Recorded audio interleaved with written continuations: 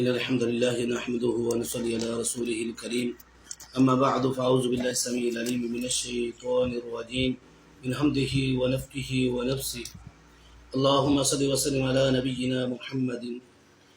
حضرت ابو ہریرہ رضی اللہ عنہ بیان کرتے ہیں کہ نبی کریم صلی اللہ علیہ وسلم سے کسی نے پوچھا وہ کون سا کام ہے، وہ کون سا عمل ہے جو بہتر ہے؟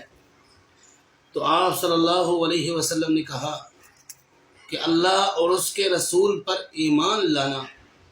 پھر سوال ہوا کہ کون سا عمل بہتر ہے؟ تو اللہ کے نبی صلی اللہ علیہ وسلم نے کہا کہ اللہ کے راستے میں جہاد کرنا۔ پھر سوال کیا کہ وہ کون سا عمل ہے جو بہتر ہے؟ تو اللہ کے نبی صلی اللہ علیہ وسلم نے کہا کہ حج مبرور۔ مبرور لفظ بر سے بنا ہے جس کے معنی نیکی کے ہیں۔ قرآن مجید کے اندر جو لفظ استعمال ہوا ہے لیس البر، اس کا مطلب یہ ہے کہ وہ حج ہے جس میں اول تا آخر نیکیاں ہی نیکیاں کی گئی ہوں اور گناہ کا، برائی کا ایک ذرہ برابر بھی شک و شبہ نہ ہو،